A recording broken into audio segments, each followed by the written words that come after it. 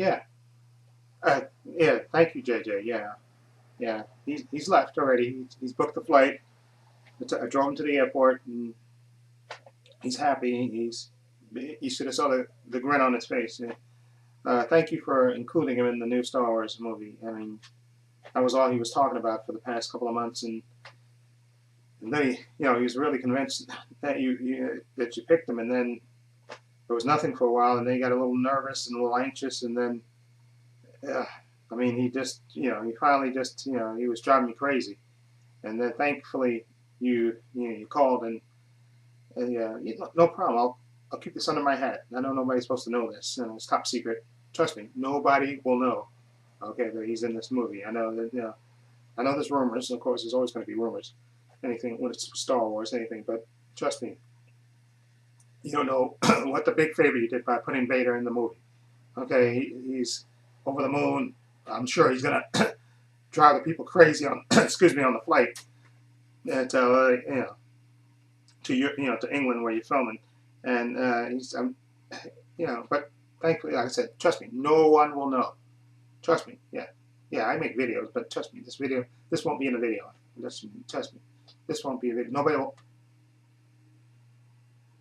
I'll call you right back. Oops. Hi, this is Trepacer. Welcome to Trepacer's Saturday Reviews. I believe it's episode 89, and I have two movies that I watched today, and I'm going to give you my reviews of them. The first movie, of course, is a Western, and this is a movie that I bought last week, and I'm a big fan of Western, big fan of John Ford, who's a famous director, and he did Westerns and stuff, famous for doing a lot of Westerns, specifically with John Wayne. Okay, but this is a Western without John Wayne, actually, and this is, of course, based on a story that's been filmed a lot of times, of course, and this is called Henry Fonda in it, and Victor Mature. My Darling Clementine, okay? Basically, this is a story of Wyatt Earp and Doc Holliday and the shootout at the OK Corral, okay? And basically, everybody knows the story, pretty much what the story is. For this, it's basically Wyatt Earp and his brothers, Morgan and Virgil and James. They're driving cattle, and Wyatt Earp was a famous marshal from Dodge City. But in this beginning of this movie, Wyatt, his brothers Morgan, Virgil, and James, they're herding cattle, and they actually go into town. Three of the brothers, Wyatt and Morgan and Virgil, go into town, leaving their brother James, the youngest one, in charge of the cattle herd. Okay, when they come back, actually they find out. Actually, Wyatt runs into the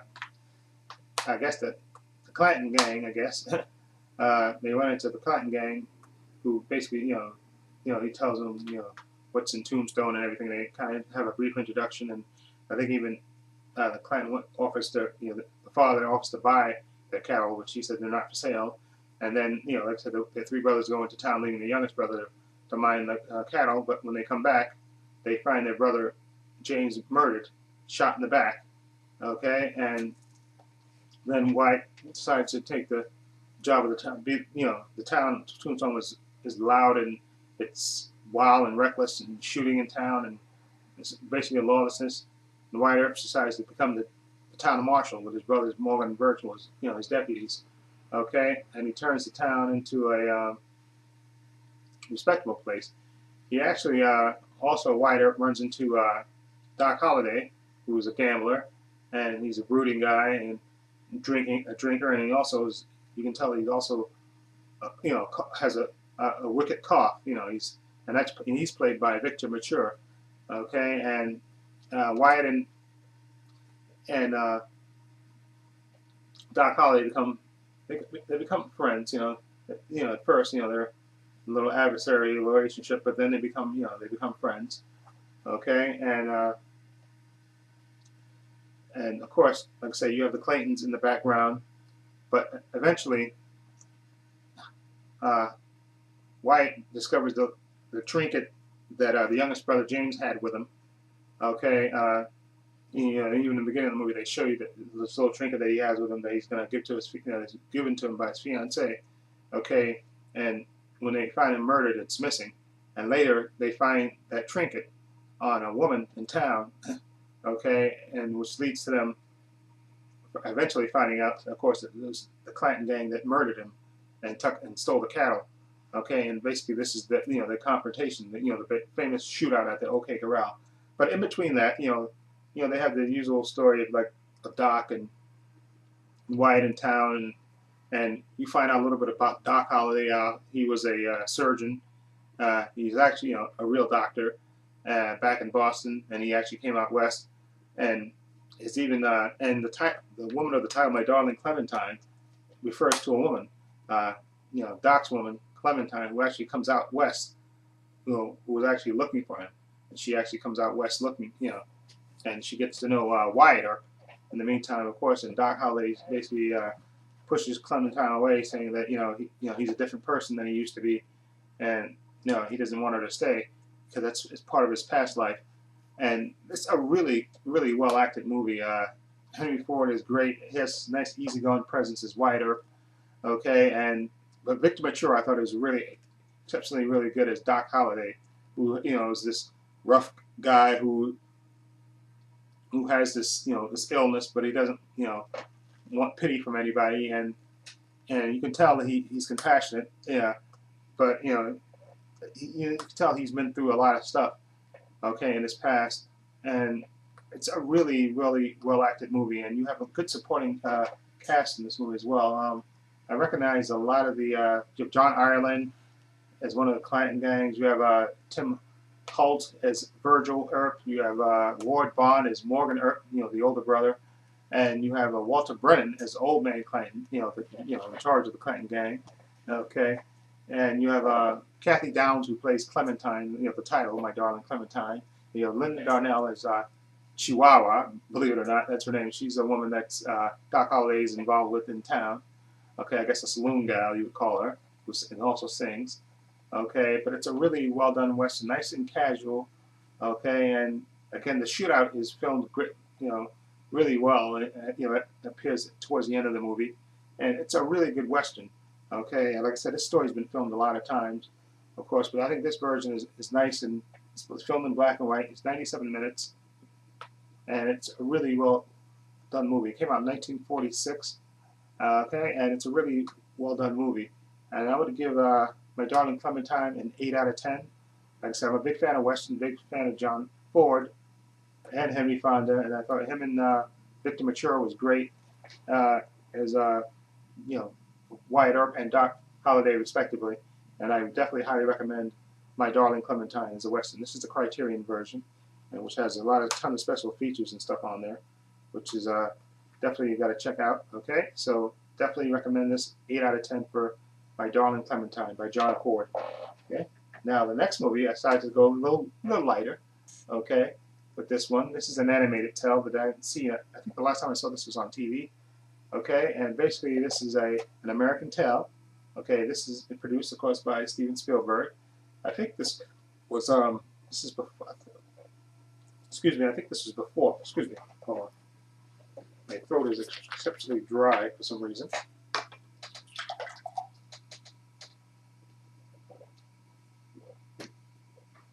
There we go. Cleanse the palate. Anyway, I think this was. I don't know if this is before, because this is an official DreamWorks movie. But I'm trying to remember.